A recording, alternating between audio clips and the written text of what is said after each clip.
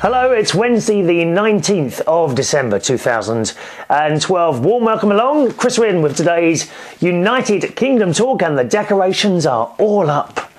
Oh yes, it's wonderful. Now if you're just listening to the show, you won't get the full effect of this. You must watch this one.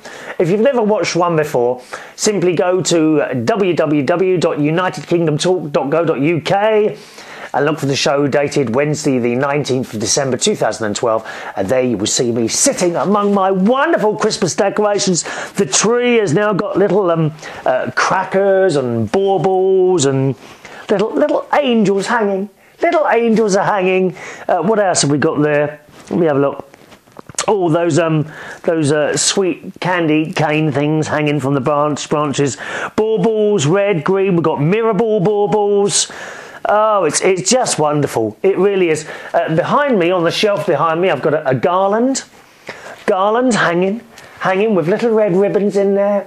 There are some, I don't know if you can see these. There are some little animals sitting on the shelf. There's a reindeer, there's a snowman, and a little Santa Claus. There's some boxes, okay, that look like there are lots of Christmas presents up there. Various different pictures of Santa Claus, some holly. And that's my favourite one, a very old-looking Santa Claus, and it looks like a part of an electric train set, which was, of course, as you well know, my favourite ever Christmas present when I was 16 years old. Got the poinsettia behind me, which looks like it needs a water, actually. Are you all right, poinsettia? Oh my God, leaves are already dropping off it. I hope he hasn't died on me. Poor poinsettia. What else? Oh, on the other side there's a nice big Father Christmas hat, which is quite camp. Look, a Father Christmas hat. Oh, it's quite heavy. It's very long. It's the longest. It's the longest Father Christmas hat I've ever seen in my entire life. There it is. That goes up there, and then on the sideboard, hang on, how do I put that thing back up there? There we are. On the sideboard next to me, another garland.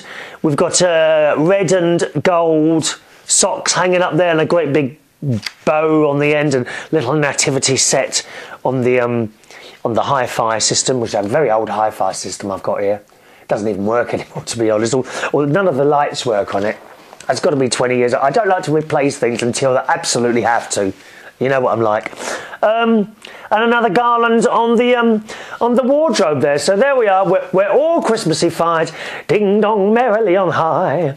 In heaven the bells are ringing. I love it. Isn't it fantastic? Not only that, what did I say to you in the next show? I told you I bought a brand new yellow hat because I'd lost the old one, and I'd been looking for the old one for a number of weeks, boys and girls. Didn't find it. Of course, as soon as I finished the show, I went out and I had a look in my bike bag, and in there is a waterproof coat. And guess what was in the pocket of the waterproof coat? Yes, the other yellow hat. I knew it would be there. I knew as soon as I told you that I couldn't find it, so I'd bought another one, that I'd find the original one. It's so annoying. Does that happen to you as well? Oh, so annoying. Well, I must tell you, I did a wonderful little gig on Saturday night at Canary Wharf, dear. Canary Wharf. Have you ever been to Canary Wharf? My God, how much money is in that place? It's like a city within a city. And you have to go through security checkpoints, and they have a look in your car, and they do a little swab test for drugs and explosives, I suppose, and then they let you in, and you have to park, and you have to go in a loading bay, unload all your disco stuff, because I was doing a DJ, a mobile disco for someone's Christmas party at a very nice restaurant called Smollensky's, I think it was called, Smollensky,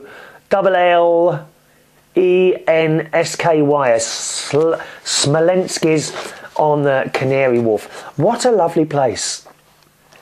Really nice staff. The manageress was ever so nice.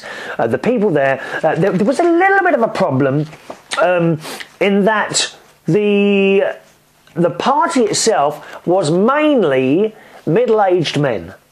Okay, there were very few girls there. And if there's not enough girls at a do like that, you can have a job getting people dancing. Now, I did manage to get them dancing, but not sort of all at one time. You know, everyone had a good time. But the blokes, if there's no girls there to chat up, they would just stand around and get pissed. And indeed, you know, that's what happened with most of them. They just stood around and got pissed. But it was okay, you know, it was all right. It was a good night. And I had a meal thrown in as well. Oh, that meal was lovely, let me tell you. I had vegetarian, of course. So I had parsnip soup. I had mushroom risotto, which was just, it was just delicious, and sticky toffee pudding. And actually, you know, by the time the dinner had all finished and everything was cleared away, I don't suppose I started playing till about 9:45. Started playing the music, and it was all over and done with at 12. You know, it was more difficult actually getting to the venue and getting the stuff in rather than doing the job itself, because what you had to do was drive in there through the security, park in a loading bay, unload your stuff, and then go and park your car in a car park. And then you know, I was set up by, you know, I always get to places too early. The people were due in at 7 o'clock. I was set up by 6:30, and then we sat down to dinner, and that took you know, 7, 8, 9. It was about 2.5 hours actually. And by the time all the tables were put away, it was 9:45, and then we had a little bit of a do, and then it was all over. And ever so quick, really. When you think about it, the food was delicious. So highly recommended that. If you ever come to London, take a trip to Canary Wharf, okay? I think it's just shops there, really. All the big banks are there. There's a lot of security in that place, but lots and lots of shops and restaurants. Smollensky's is the restaurant I went to, okay? I think that's the right title. I can't quite remember. But highly recommended. The food was really nice there. And you can see it being cooked. You know, the kind of kitchen is open. I like that, don't you? You know, when you can see the kitchen open. Now, there are 2 Smolensky's in the actual place. There's like a bar place where they do snacks, and there is an actual restaurant, and you need to go to the restaurant, all right? But highly recommended, lovely place. So that was my Saturday. You know, oh God, Canary Wharf. And it's ever so posh there, dear. Posh. I had to wear trousers. Good luck, wear jeans, dear. Trousers, me, I know. Anyway, so there we are. Now, I've got some news about Katie the cat coming up shortly. Meanwhile, a Christmas card has arrived from Jennifer and Dallas. Beautiful picture of a dolphin on the front there. Created for the National Wildlife Federation. So it's, I think it's one of those lovely charity cards. So thank you very much from Jennifer and Dallas, who I haven't heard from a long time, and there's just a message in there, and it says little heart, yeah, which means of course love you. So thank you ever so much, Jennifer and Dallas. I'm glad you're still with us. I don't hear you very much. I think when people become kind of regular, shall we say, listeners and viewers, you know, at the beginning of our sort of, can we call it a relationship? I suppose we can. You know, the emails flow to and fro quite quick, and then they sort of stop, but people stay with us. And it's nice, you know, it's nice to get a little card or something now and again, just to let me know you're still there. That is nice. Oh, by the way, I'm wearing today my blue hooded top with the United Kingdom Talk logo on the top there, that my sister created for me last year, because she does Prince t-shirts and mugs and all that sort of thing. Let's say hello to Joy, who writes, "Hello love, just sending this little note because I just listened to your December the 12th YouTube video. Seeing you made me feel how much I've missed you. Where have you been, Joy? You disappear. But it doesn't matter, because you're back again, my darling. You've got lots to catch up on. Oh, you'll have to take weeks off work just to catch up with the shows you missed. Hope your checkup will be good." Yes, I went with my hospital last week, a blood test they took. Haven't heard anything yet, so there we are. "And you are right about Christmas buying things." Yeah, I was saying, you know, all this is ridiculous. Absolutely ridiculous what some people spend at Christmas on things.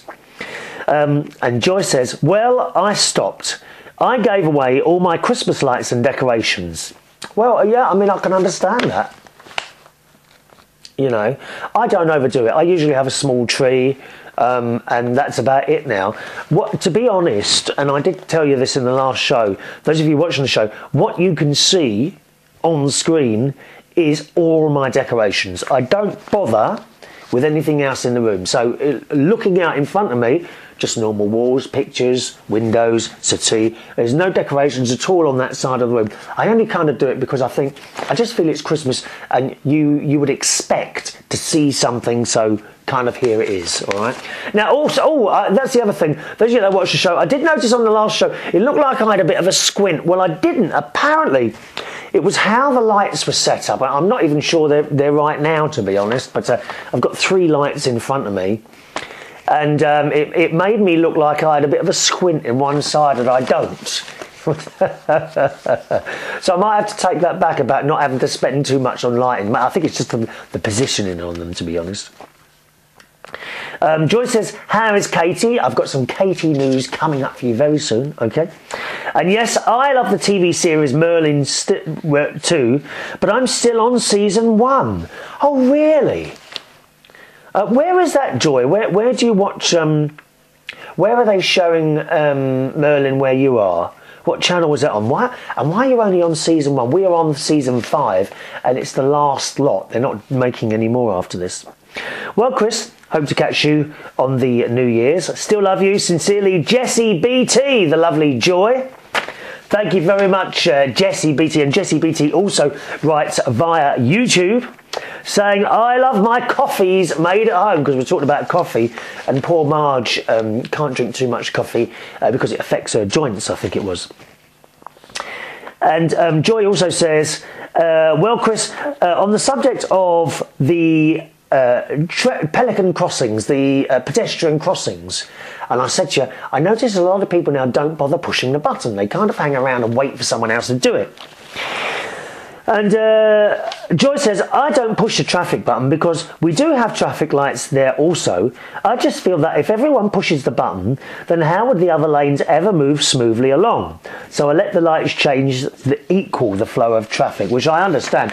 But there are, you know, some traffic lights, Joy, that are only pedestrian crossings. You know, you push a button simply to cross the road, not to kind of let traffic come one way then the other way. And they're the ones I was talking about. It's just surprising. These people, they walk to the edge and then they just stop and they wait for someone. They're so goddamn lazy. You know, they don't want to push the button themselves. Very strange. Hello to Stella, who says a great show on Saturday the 15th of December. And she says, on the subject of Katie, if I were you, and taking all the facts into consideration, I'd let Katie, that's my cat, have the operation. I told you last week I'd been to the vet, and he was advising that she needs an operation on her thyroid gland. Making sure Katie is healthy otherwise. Just to let you and Katie know, Ginger, that's one of her cats, is going in on Christmas Eve for an operation on his gums. He's going to have some teeth out as well, but he'll be okay. He said, oh my God, Ginger jumped up when he heard Katie. He's looking around the room for Katie now. Meow. Because sometimes when I'm doing the show, Katie does become quite vocal. She likes to be involved in this programme, boys and girls. She does, and who am I to stop her? Who am I to stop her? You may have noticed it's quiet today, and there's a reason for that. It's coming up, it's coming up. Stella says, a tip for you, Chris. Don't turn your back on the camera. We get to see your bald patch again. Oh. Why do you have to keep mentioning that, dear? I've got a Mac, not Windows. Windows is rubbish. Really? Well, it works for me, works for me. Oh, Katie's crying again. Ginger's ears are twitching. Ginger now has his own email. What are you saying, that Katie and Ginger could become pen pals? I'm not sure that Katie is clever enough to operate a computer yet. So thank you very much for that, my darling. All right. Thank you, Stella. And hello to Robert. Robert, your email's coming up next. But I must tell you about Katie. It's quiet today because I'm actually recording this show on a Monday this week. And Katie is at the vet's. on Friday, I decided, after doing the show, I decided, right, okay, let's get her in the vet and get this over and done with before Christmas. So I made the phone call, and I was able to get an appointment to do the operation for Monday morning. So so Monday morning I got up early, about 7:30 in the morning I got up, and I took the cat in about 8:15, and that's where she is now. It's now, I'm recording this, so she went in at 8:45.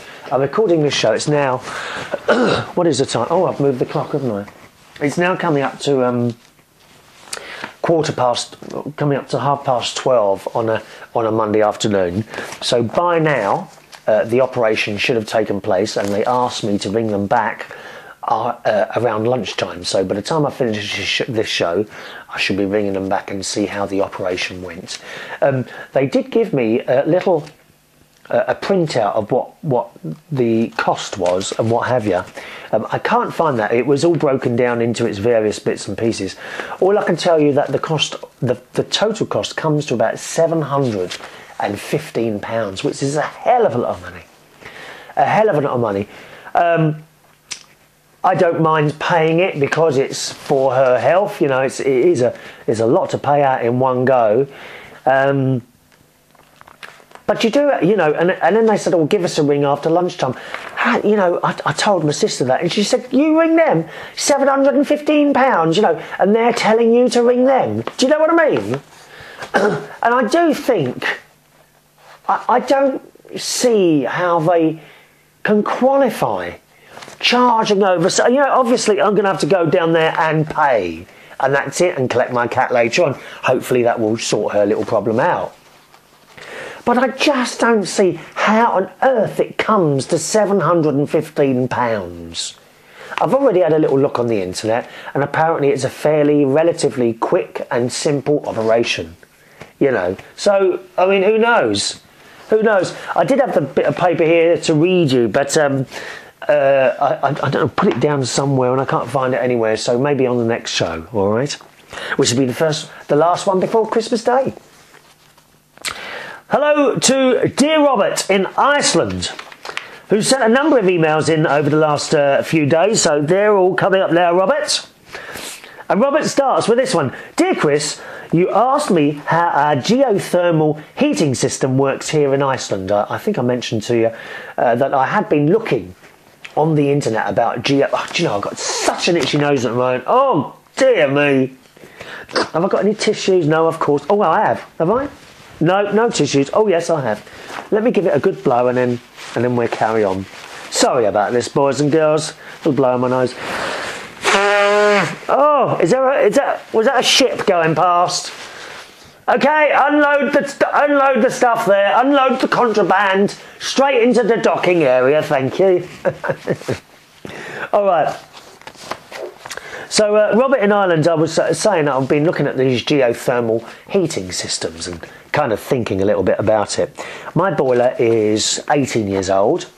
Having a little bit of a problem with it at the moment. It's cycling a lot. So it switches on, it fires for 11 seconds, then it goes off for 11 seconds. Then it fires for 11 seconds, and I've counted it. And it goes, and it does that constantly. Just keeps doing that once it's got to its heated level. The radiators are all hot, you know, there doesn't seem to be a problem, except that I've noticed it's cycling a lot.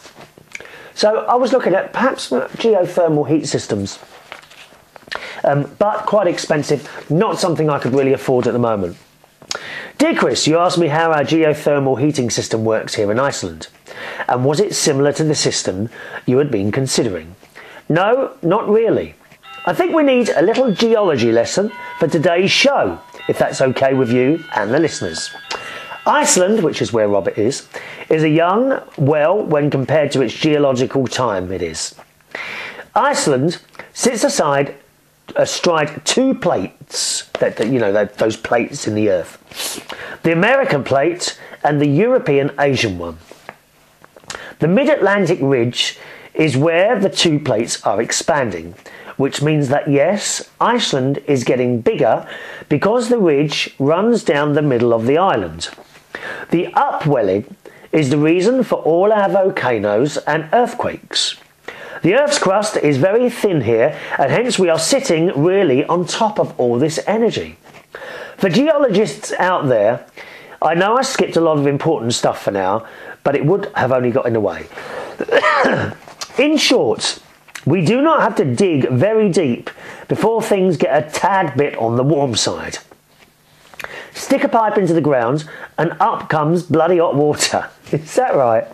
You have a similar area in the UK. Bath. Why do you think it's called Bath? I didn't know that. Do you know, I didn't know that. You know more than me. There are other spa towns in the UK and more or less work on the same system. My town of Akureyri, I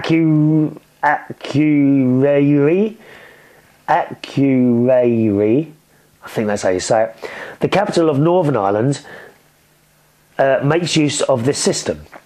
What they do find, these areas where this very hot water comes out of the ground and sinks, and it would just sink a pipe into the ground. This is then fed into the towns and held in large storage tanks. Pipes run out of these storage tanks and into the houses in just the same manner as cold water does.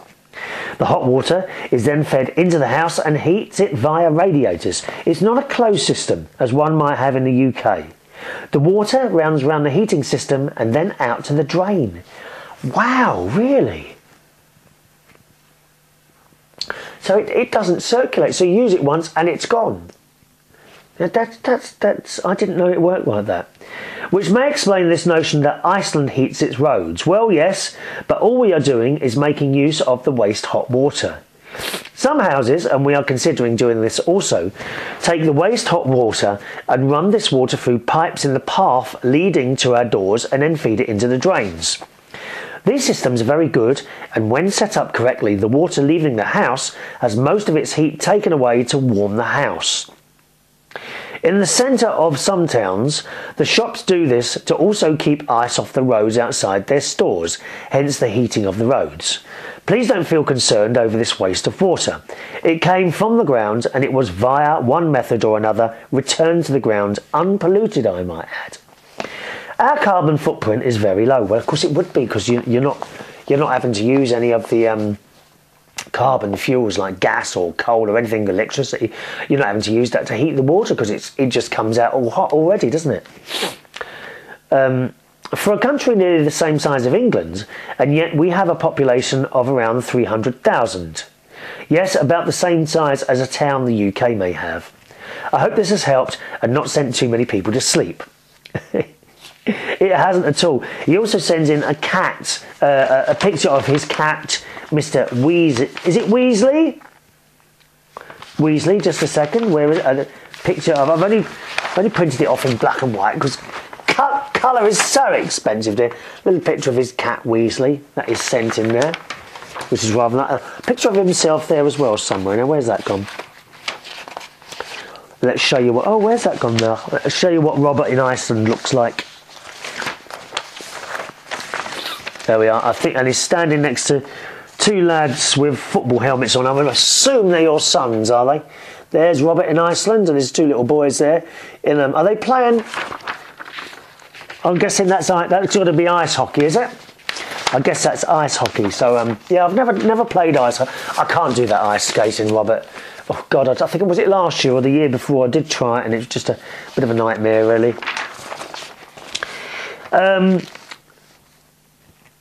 Robert was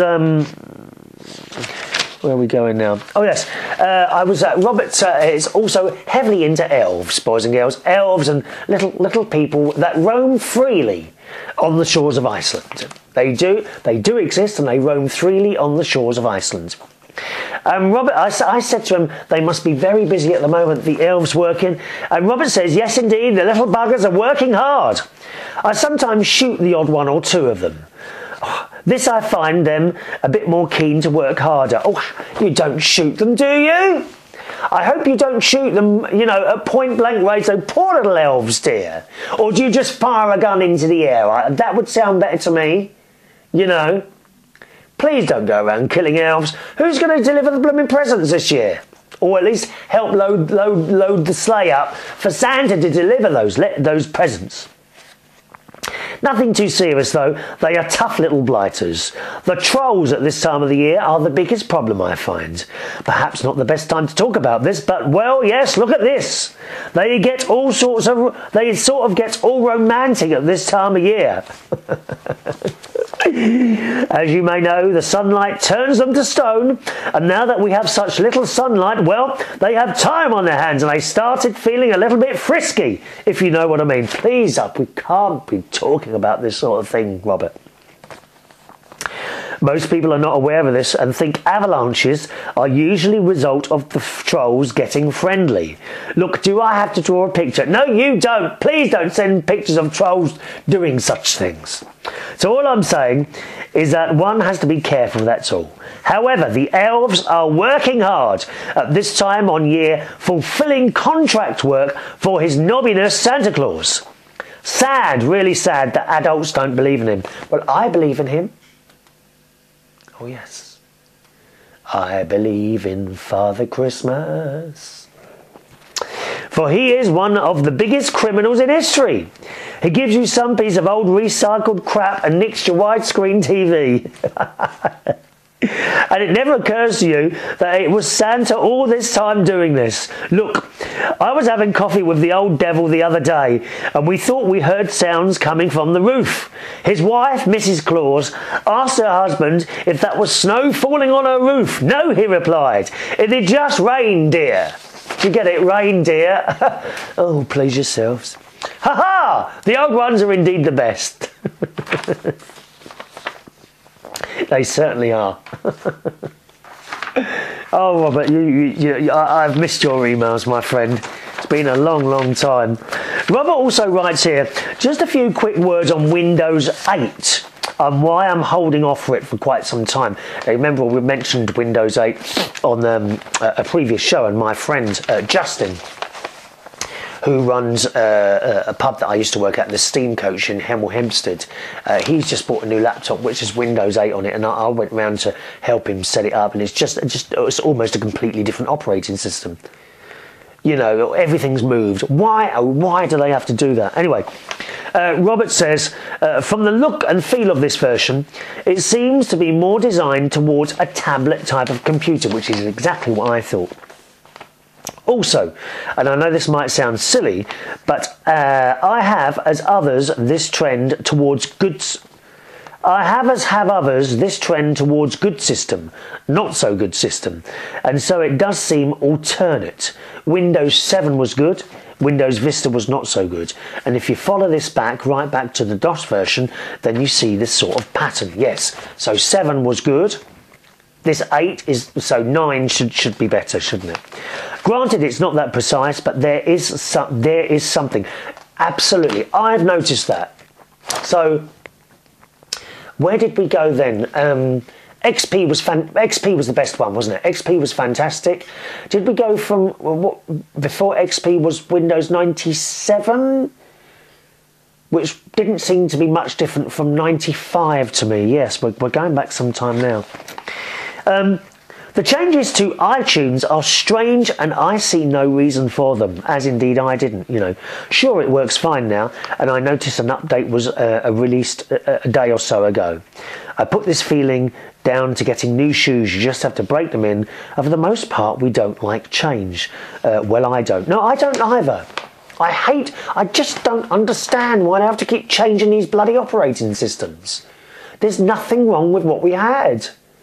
You know, fix the bugs if you find bugs, but why do you have to completely change something? The look and feel of something all the time. iTunes as well. What does the new iTunes do that the old one didn't, apart from looking completely different? You know, why do they have to change these bloody things? Rob says, well, I don't. I think Microsoft are going to support Windows 7 up to 2020, but please don't quote me on that. Being on the cutting edge of anything a bit fun, but you can also get cut badly. Much better to let them find the faults for a year or so before upgrading. I just so totally agree with you. I shan't be upgrading to Windows 8 at all. The only thing is I was hoping next year to change the computer in my studio, and it would then come with Windows 8. So I'm probably going to hold off on that now until 9 comes along, whenever that will be. Is it usually about a year? Is it usually about a year in between operating systems, or 2 years? I can't remember now. On the subject of coffee, I'm glad to report that the smell of roasting coffee, I just love that smell, is still a feature of my northern Icelandic town of Akureyri. Once a week or so, the whiff floats over the town. The whiff? No, the whiff. The whiff. Once a week or so, the whiff floats over the town, and this, when blended from the bakery, makes breakfast smells that gives one a lift. I love that smell. Bread and coffee. It's lovely. Although I don't like the taste of coffee. It's funny, isn't it? And now I think I should partake of coffee myself. Time to clean out and feed the elves, you know. Lazy blighters, a lot of them. But remember, an elf is not just for Christmas. Toodle pip from Sir Robert of the dining table in the land of wit and tragedy. By the way, have we had our money back yet, please? You know, all that money when that bank failed in Iceland. Have you lot sent that back to us yet? Oh dear me, we do like a laugh. And I'm going to finish with one more little email from Robert on the subject of the terrible tragedy that we had in the US the weekend. Sorry, at the end of last week. And Robert writes, "Dear Chris, the horrific events that have unfolded in Newtown in America stagger belief." This is, of course, a youngish person. Was he in his 20s? I think early 20s. I think went to a school with a gun and shot loads of people dead. I mean, lots of them, children. Well, why would you do that? You know, you can almost understand adults shooting other adults for, I don't know, stealing money or running off with their wives or drug things and this, that and the other. But why would you go and shoot a load of children? And of course a lot of them have died. Not with just one bullet wound in them either, with many holes going through their tiny little bodies. Robert says, "I'm sorry, but guns do kill. I simply do not understand the logic of even wanting a handgun in the house. It empowers the weak of mind and takes away the option of having the time to just cool down. Well, we have a few more angels, and for them to spend it in heaven is the only good I can see from this awful event. To those left behind, I don't have the words, I really don't." And that's from Robert. And of course, certainly here in the UK, I believe like most countries, you're not allowed to have, if you want a gun in this country, you have to go through all sorts of channels to try and get one, and then, you know, what is it for, and that sort of thing. It's very, very difficult to legally get a gun in this country. I don't know how easy it is for criminals to get guns in places. Presumably they could get one fairly easy, but if I wanted to own a gun, it would be very, very difficult for me to purchase such a thing legally. If I wanted to buy one illegally, I wouldn't know who to go to. You know, presumably some people would do, I wouldn't know. But here in this country there are very few guns. In America, you can just go into a shop and buy a gun. I believe it's that easy. I'm not 100% sure on that. Perhaps the Americans watching this show will let me know.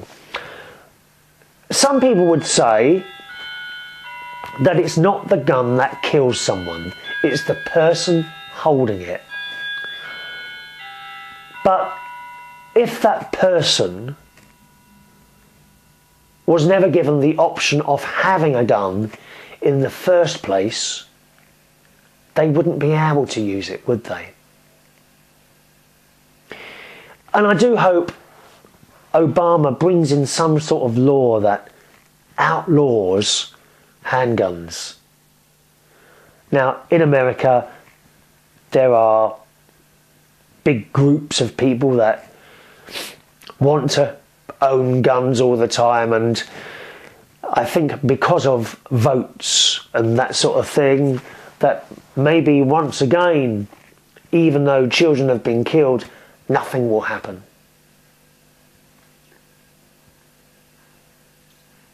I think there's a good chance of that, you know. But it's got to be the fact that so many people have guns in that country, and they keep having these things happen, don't they?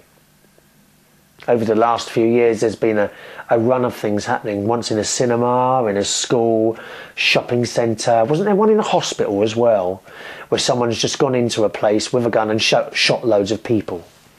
You know, doesn't happen here.